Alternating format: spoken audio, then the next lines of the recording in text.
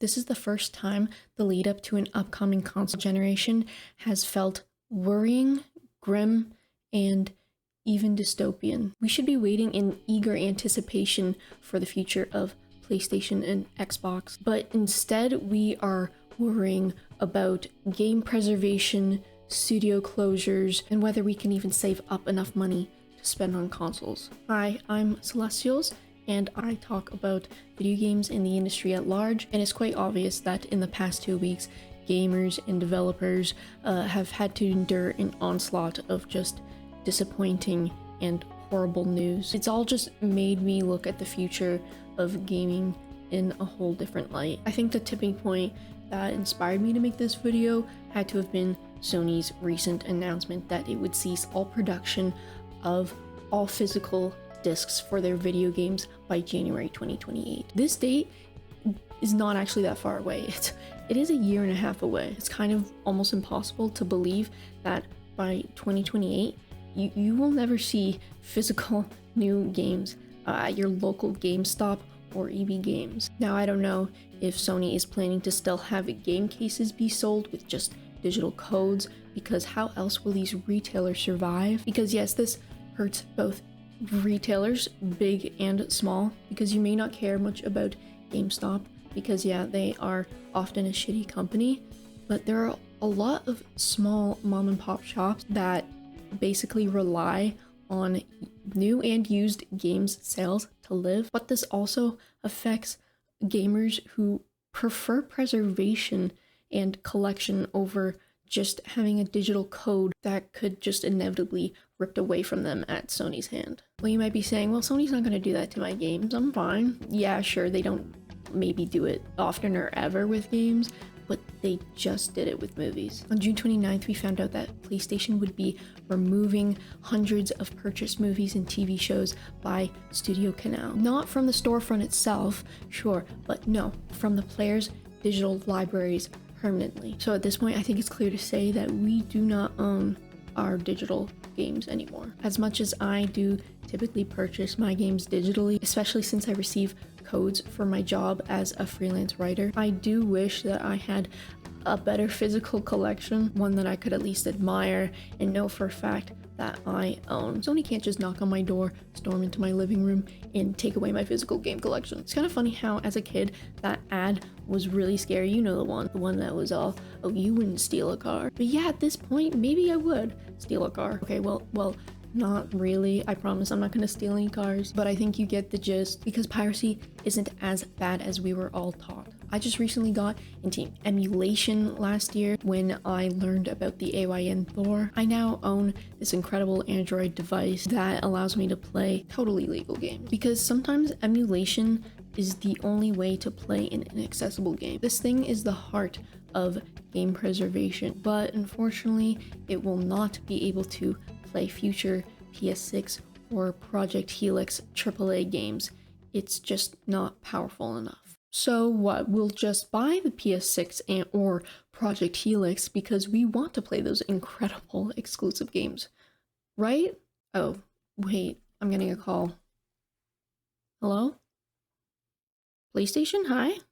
I'm sorry, how much is that PS6 going to cost? Because yeah, the PS6 is likely going to cost over $1,000 USD. Here in Canada, we can expect to pay even more. And I know it's likely around the same because of conversion rates, but seriously, it is a lot here in Canada, especially when our own economy is super fucked. And you can expect it to cost that much because Valve's Steam machine costs that much. And it doesn't even perform like a next-gen console. Okay, so I do understand that much of the price is out of Valve's hands in a way, because RAM prices are insane right now. Of course, thanks to Sam Altman and all you devoted ChatGPT users.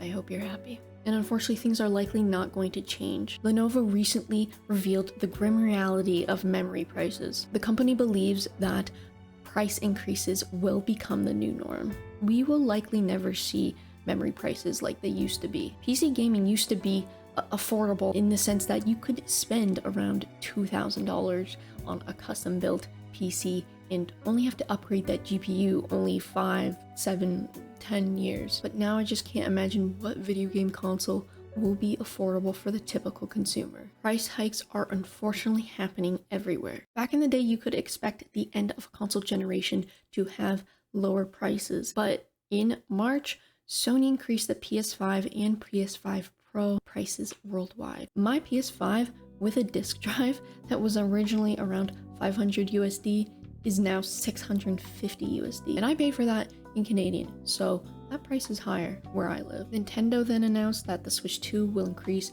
by $50 USD in September, and much more horrifically, Xbox decided that in August the Series S and X will now be $400 and $650 respectively. Who in their right mind right now would even buy a Series S at that price when it only has 512 gigabytes of space? And they're even discontinuing their 2TB model because it would just be way too expensive for the consumer. But hey, at least we're getting these amazing video games to play on these consoles, so it'll be all worth it, right?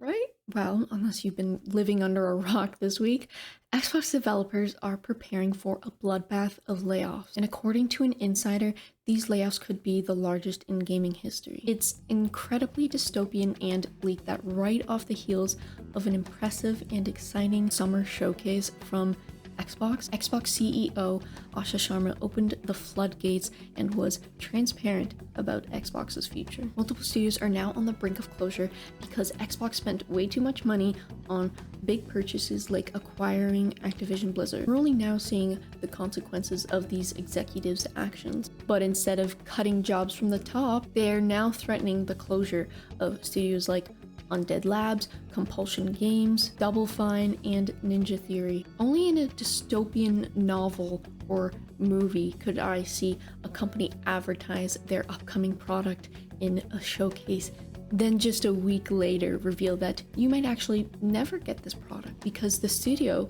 is going to shut down. Oh, but Xbox was just so kind to put the Hellblade trailer in their showcase as a way to entice investors. So what will Xbox have left after all these closures? Bethesda, Activision, Blizzard, none of their big studios are exclusive studios. Even the supposed best deal in gaming is allegedly suspending discussions with third-party studios who want to put their games on Game Pass. Xbox fans are getting less and less by the minute, and it doesn't make their future look bright. From where we stand now, we will remember the PS6 and Project Helix launches as a grim clusterfuck of a generation in gaming. Xbox is having an identity crisis and doesn't seem to know if it wants a portfolio of exclusives or if it wants to just be a Game Pass company. Meanwhile, PlayStation is going digital only, while its lineup of AAA exclusives is feeling just as dry as the end of the PS5's life cycle. And worst of all, the average consumer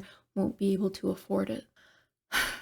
Okay, that was a lot of depressing talk about the future console generation. I know for now it sounds scary, but we have to remember that us gamers, we vote with our wallets and we have a voice. If you are not happy with these decisions, you can sign petitions, make complaints to customer service, and even support those retailers who will likely suffer from the lack of physical games being printed in 2028. It's been one hell of a week of gaming news, which is why it feels still so hard to process it all. But it can't rain forever, and at some point we will get some good news on the horizon, I'm sure of it. Thank you for watching, and if you liked what I had to say about all this, I would greatly appreciate a like and maybe even a subscribe.